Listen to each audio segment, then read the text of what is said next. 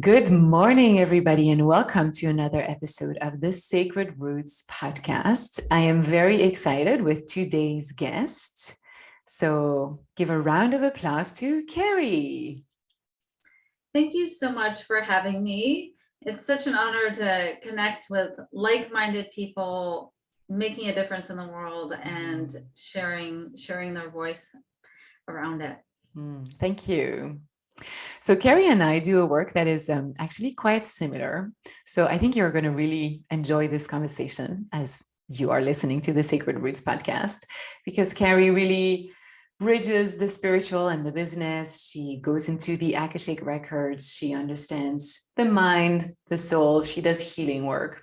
But maybe you can introduce yourself with your own words, Keri, so your audience knows who you are. Yeah, so my name is Keri Faith Knudsen, and in my business, I go by my name, Keri Faith. People always ask me, is that your real name? And it is my real God-given name, Keri Faith, but I really did not understand it or embody it because I came from a very just family that didn't really embrace faith. So it's been a lifelong journey of reconnecting with the faith. So my background is in transformational and self-development, as well as psychology. And when I went back to school as an adult and got my degree in psychology, I understood that I had to not demystify really what psychology was, which I was never in interest of healing what was broken, in the sense of mental health, even though I'm an advocate for mental health, because I myself struggled with mental health since I was a very young child. And I had it for decades, depression, anxiety, and was diagnosed and said I was always going to have to take medication. But I healed myself because I always knew that there's an alternative way to get to the final destination of peace, presence, and long-term sustained fulfillment. So I help my clients with doing that and creating massive prosperity in all avenues, because we can't just have prosperity, in our businesses and have lacking flourishment in our relationships, right? So it's about the whole and becoming one. Absolutely. Beautiful. When clients come and find you, what is something that you see quite often and that you really want to help people with? What I find most often is people overthinking and getting stuck in the mechanics and the analytics and the mind. So that's where I've worked with entrepreneurs in over 150 countries, being part of my own business and other teams, and it's universal. We all want to overthink everything because we were told you need to think this through, from conditioning from school. So the number one thing is overthinking and being in your logical mind. The other thing that I see is deep wounds, deep pain, and a lot of it comes through the throat, not being able to speak one's true, authentic, and embrace all the beautiful sides to them. And so that's why my mission is to amplify your voice. Every voice matters, and to be able to really understand the voices in the head. So it's the analytical part. It's underestimating your own voice and your own gifts, because we don't see it as individuals, our own beauty. And what we're truly here to do, we were probably deemed in this lifetime or past lifetime. So what I work is breaking patterns. So that's another one, is the patterns that we have in our life, showing up in our business, showing up in our relationships, showing up in all areas. So patterns, but not just patterns in our human life experience, but the ancestral patterns and the karmic patterns. So those are what I specialize in, is going into ancestral and karmic patterns. And I do that through the Akashic Records. So, a blend of a few different things. Yeah. I want to dive into the Akashic Records, but first I love how you said, I see that people overthink, and I think it's such a big flaw in our society But again, it's so ingrained in us because I think it's Descartes who said, I think so I am. Mm. And so we believe that we have to think in order to prove that we are. And I remember having that discussion one day with a psychologist, and she said to me, but that is not true. It's I feel, so I am. I was like, I love that. And we were recording a podcast episode before. And so we can do a bridge here because it's really actually bringing us back to the feminine, to the feeling, to the embodiment. Yes, we can think, which is more masculine, and that's great, but we also feel. And the truth is that it's both. I'm all about sacred union. Everyone that's listening to my podcast knows that. And so I guess that's what you're helping your clients do. It's to come back to their feeling, their bodies, and really their soul that's in their body, right? Yes. So it's a bridge, like you said, and an embodiment of all of them, because there's three parts, right? Every religion and philosophy was mind, body, spirit. And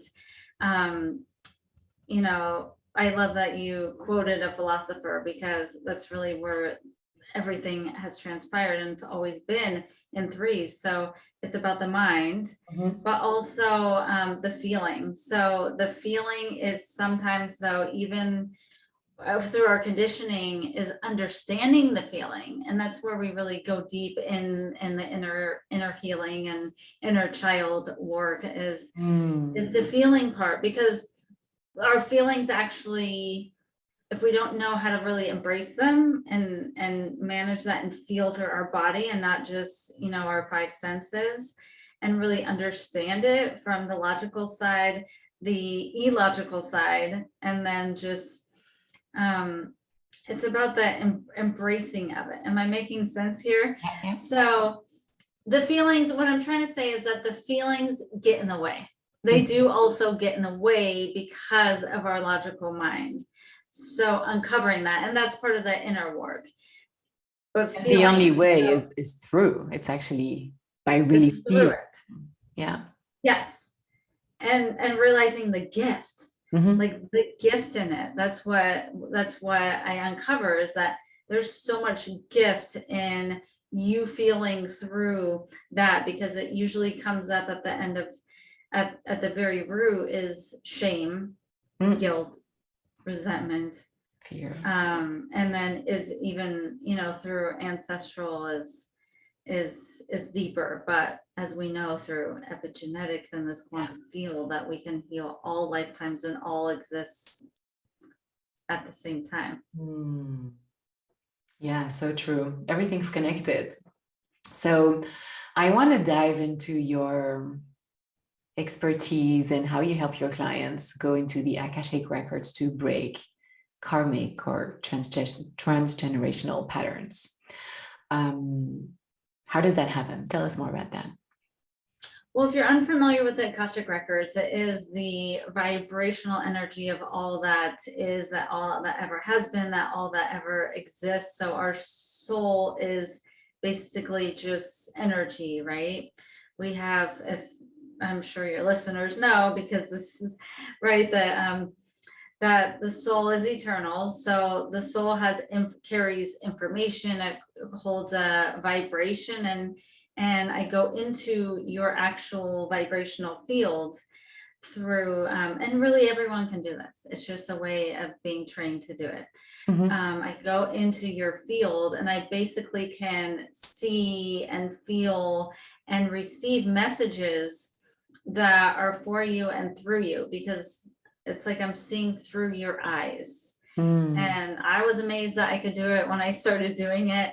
And just connect, like we all have spirit guides. Spirit guides are actually for our human experience, or this is how I have learned this, that spirit guides are for this human experience that we're having. And then our what we call masters, teachers, and loved ones in the Akashic Records, who I'm the bridge to connecting that, is that they're there on for your soul journey, which is, for eternity. So not everyone can access the infinite field of information. And that's where mind and consciousness, I believe, are different. Mhm. Is that mind is something that we're processing through our processor in our brain, as we know through psychology, but also it's was rooted in philosophy, where we didn't have the structure like of our mind through information that doesn't fit into a structure. So I can access this information, and you can too, through hypnosis, through meditation, through the quantum field. It's all in the quantum field, right? So we can all train ourselves, but I get the messages from there, and it's easier for our human experience to get the spirit guide messages versus your masters, teachers, and loved ones. And every time that you go into your field of consciousness, and I'm the bridge between that, it's different information. So I know that a lot of people say, oh, well, I've done my Akashic Records, but if you're working with the infinite field, you're always getting different information. And the way we can heal these cycles of ancestral wounds, I mean, really that's my mission, is to heal, become a healer for generations and raising consciousness. So for me, this is all generational healing. So our children and our children's children don't repeat the same pain that we carry with us. So to access the Akashic Records, you ask a question and I simply am receiving the answers. Because you're tempted. So that you're out of the logical mind and into the receiving energy, really. Yeah. And so in your work in really helping people break through these patterns and heal these transgenerational wounds, what are some of the biggest transgenerational wounds that you see that are holding people back in their lives and in their businesses? Ooh, I love your questions because they're so good for everyone. Like, what's the common theme? Great question. The common theme is, especially for spiritual entrepreneurs, which I work with, is suppression. So we were suppressed from speaking our truth. The witch. And pardon? I call that the witch wound. The witch, right? Yeah. Yes. So I know your audience is familiar with it. That's the most common one, is the witch wound, where we had to hide, and we were not treated well in past lives. Mm-hmm. And so a lot of, especially newer entrepreneurs, and even entrepreneurs and spiritual entrepreneurs, are still capping themselves, right? And closing off like it's a fragmented piece of us. And that's living into your true authentic self. A lot of inauthenticity of embracing what we thought was bad because we were told as children, or we have a wound around it from our own, this human experience, but the wound we carry with us. So that's what I see most of, like your God-given gift or whatever you believe in is hidden sometimes. So, and suppressed through the voice. A lot of it is through the voice and speaking your truth. Like you said, you say yes, but you really mean no, or you say no and you really mean yes. That reminds me of like when I was at the beginning of my spiritual journey, I did a past life regression, and I really had a very clear vision of me being hanged because I said something or did something. I was trying to tell people in the village that something was happening and that they were being manipulated and there was an abuse. And then those who were abusing then killed me through hanging. And it's interesting because I was born with the umbilical cord around my throat. Wow. Oh my gosh. Goosebumps. Yes. And then when I get sick, it's always my throat. And I have this very deep and calming voice. So it's a gift, but I also really need to take care of my voice a lot because I break it very easily. If I speak the whole day, I'm not going to be able to speak at the end of the day. So I'm always drinking tea. I'm warming up my voice at the beginning of the day. And I'm really taking care of my voice on a physical level because the energy is expressing itself physically like that, but also on an emotional level through just daring to speak up and not being afraid to being seen. Like I did a whole vision quest around that in nature, and nature just showed me, it was really beautiful how nature kept showing me, you're still afraid of being seen. Like just get out there, you need to show up. And yeah, so powerful. I'm so happy that this has come through in this recording, because typically when I bring up the voice and, you know, you just sharing that whole experience, which is so intimate and vulnerable. Thank you for sharing that with me and your audience. I don't know if you've had, but I know it's a vulnerable experience. You know, that I know that will help so many people. Just you sharing that experience of, and have like that aha, like, oh my gosh, like not being able to use a voice, and then it whatever manifesting or being created in another lifetime in another way, is like we can release a lot of that shame too around it. I mean, and so many of us were suppressed and hanged or asked to stay quiet, and we're still afraid to this day, and we don't even understand sometimes why. Like I have so many friends or clients that tell me, I don't really want to use social media, I'm not comfortable doing videos or being seen. And I'm like, my God, but you have so many gifts to give to the world. If you could just see that it's actually by being in your power that you're safe now. Because when you show up, you're so like proud of yourself and you connect with who you are in your power, and then what other people think or say, it doesn't touch you anymore. Yes. So it is.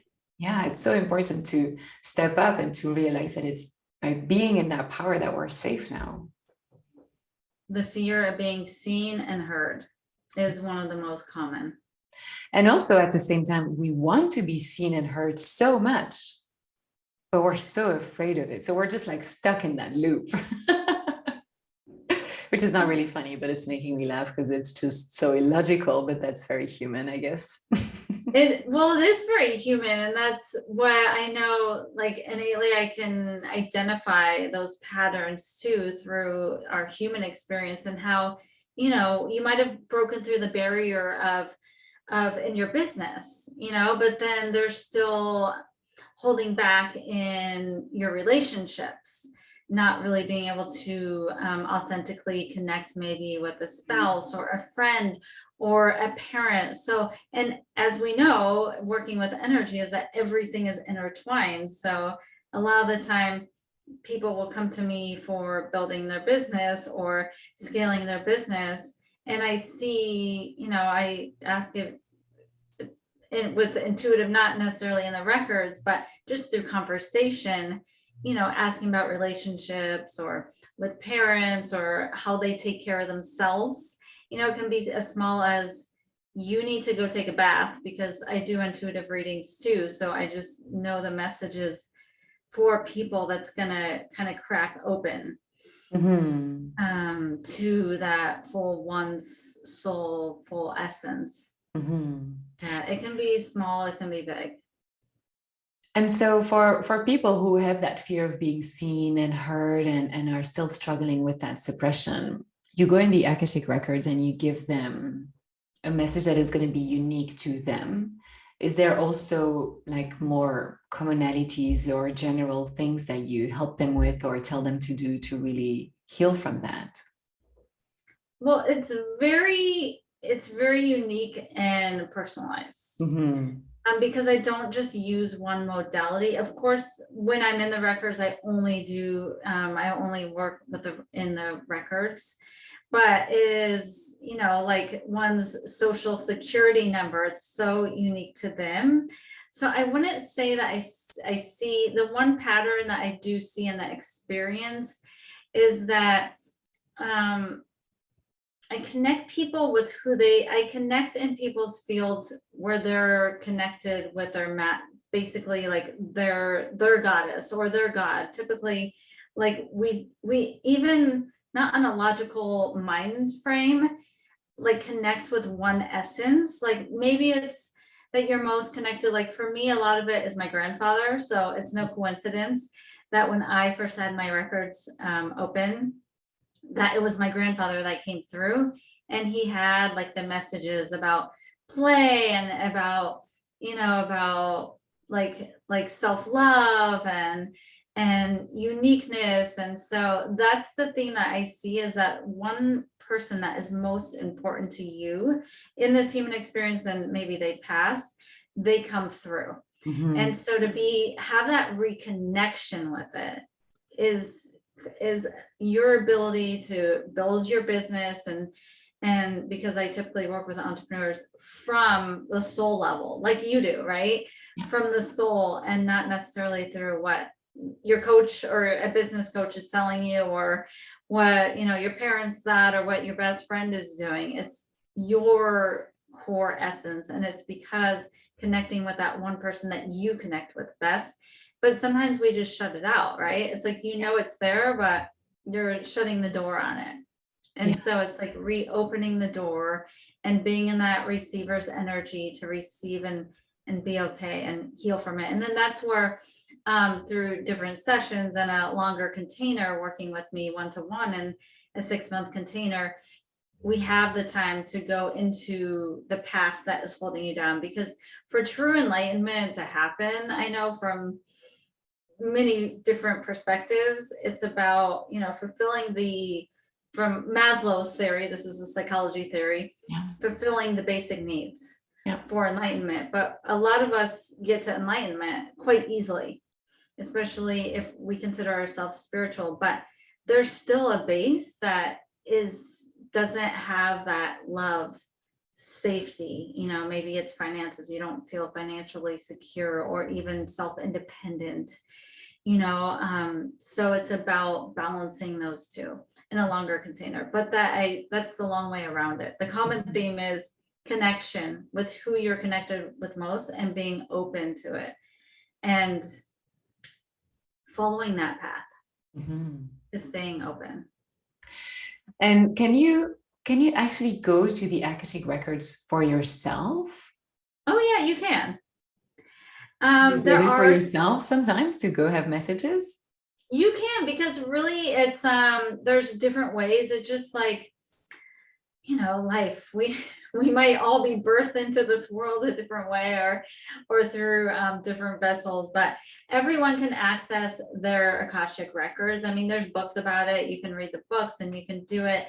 For me, it's like saying an opening prayer, and but there's resistance, because there is someone that if we have any fear, if one person has fear to it, you're not going to be able to access. And so that's the beautiful part of it, is that there's only two main emotions and feelings. It's fear or love.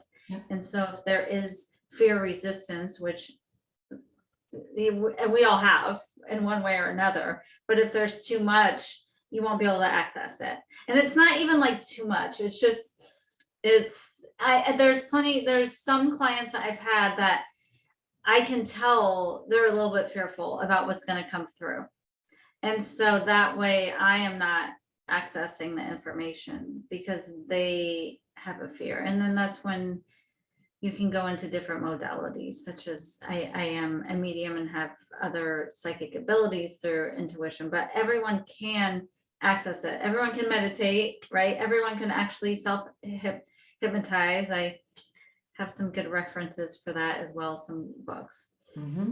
Yeah, my husband is actually reading a book about the Akashic Records, probably right now. Oh, isn't that coincidental, right? Yeah, he bought it some time ago and he started reading it a few days ago, and now he cannot stop reading it. It's really just like the soul essence of light. So it's light essence, and we all have light essence, but the darkness overshadows it a lot of the time. So it's about embracing, like with what you write in your book, about embracing the light and allowing it to shine from the outside. And like you said, magnetism comes in. Yeah. And so when you go in the Akashic Records and give like personalized, unique message to someone to help them break the patterns, heal the transgenerational wounds, and let go of that suppression, is that enough for them to be activated and to heal? Or do then they have to do like extra work and really implement what you're giving them? There's definitely an implementation piece, because accessing the information is only so much. And that's why There's not like an energy update that goes with it? there's an energy update every time we access higher information, is an energy update, and that's where we open up to prosperity. So every time we do any of this work, you're up leveling, you're able to see more, be aware of more, right? So, but for me, as it's a constant, our human experience, the sole purpose of our human experience is to learn, grow, and evolve. So it's never like a one and done thing. Yeah. It's never a one and done. It just, I'm sorry that people might be really disappointed, but as soon as you think that you're done with healing, that's when you start, dying. That's when you're starting to embrace the darkness, because it just is. I mean, that's part of the human experience, is that we can't, it's not utopia, right? And that's the beautiful part about finding a guide. And I'm a guide, but there's guides all around you, right? And it's about, what is the meaning and how is this teaching me? So I would love to say, yeah, it's just one. I mean, I know that's why I love to work with people for long containers, because of not just the breadth of my experience and in psychology and spirituality for so long, but that it's so easy to go backwards, as we see, with history repeating itself. Yeah, it's true. It's true. The collective is what's happening inside of us, really. It's just like exercise, right? It's exercise, it's eating. Our spiritual fitness and health and growth is just as important as any other aspect or area of your life. And so that's really a big part of my advocacy for being a spiritual teacher and a spiritual guide, is that everyone needs to have a spiritual teacher or guide, just like they have a doctor, just like they might have a dentist, just like they may have an accountant or a banker. Yeah. Everyone needs someone like this in their life to have prosper and have long-term sustained fulfillment. And I feel that more and more people are understanding that and stepping into that and seeing that having this sort of guidance in your life helps you to see your blind spots and where you can evolve and get out of your own way, which is so, so powerful. So for all the people who are listening to us and who want to meet you and go a trip down the Akashic record lane, where can they find you? Yes, it's about the Akashic record lane and peace, and really that grounded presence and inner peace. That's what we all deserve in life. I have a podcast called Keri Faith on Purpose, and my Instagram handle is the same. It's KERI Faith on Purpose. That's probably the best place. I do have a website, my same name.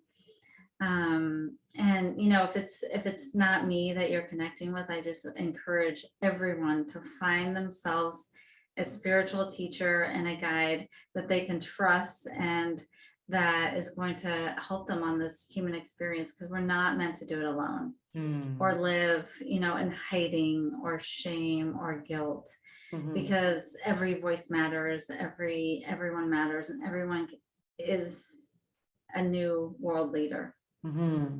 What were some of the spiritual teachers that impacted you the most in your life? So my spiritual teacher is my grandfather. From my very first memory, he was teaching me about ancient, universal laws and ancient wisdom. And he still is my spiritual guide, even though he's passed for 21 years this year, but there's no time and space. He still guides me. He had his own philosophy called spirology, and he taught about, spread it everywhere he went, about oneness and the infinite field and about infinity and eternity, that we're souls having a human experience and that we're all interconnected. So he definitely is my guide and was my first teacher. Sounds like you had a beautiful bond. We do have a beautiful bond, absolutely. But there's been a lot of teachers along the way. I would say when I was first diagnosed with depression at age 19, I found myself a therapist in my meditation class. This was back in the 1990s. I took a course in college for credit, by the way, in the University of Colorado, and it was in meditation. So obviously that teacher, like 90, I don't know, it's so long ago now, and this was, when it wasn't mainstream. So that teacher, my meditation teacher in college, and then my therapist, who was really a spiritual teacher. I mean, she was licensed, but I started taking workshops and courses, and she was a hypnotherapist. So she led me to realizing we're all one, and healing my own, diagnosis through nature, through energy. Yeah, nature is such a beautiful, beautiful teacher. And you also help people with, connecting with their energy, allowing energy to work through them. How do you help your clients with that, and how does that impact their business? Well, I do Reiki energy healing, so that is a big piece to it. I would say, like the throat, we're not speaking our truth. So to clear, it's all about clearing, keeping our body a clean vessel. Some people do it through foods, some people do it through exercise, some people do it through cleansing, but I do it through spiritual energy healing and clearing. It's virtual, it's distant healing. I'm sure you do the same, right? And how I see it in business is that the groundedness piece, the safety and security with clearing the lower chakras and balancing it with the higher chakras, and especially that throat chakra. Because if you have amazing gifts, but you're not communicating them to the world, and if you're not, like you said, you describe groundedness through connecting with your soul, but also just that groundedness of feeling safety and security in your body, with your soul. And so that's in the root and lower chakras. So clearing that out makes it's a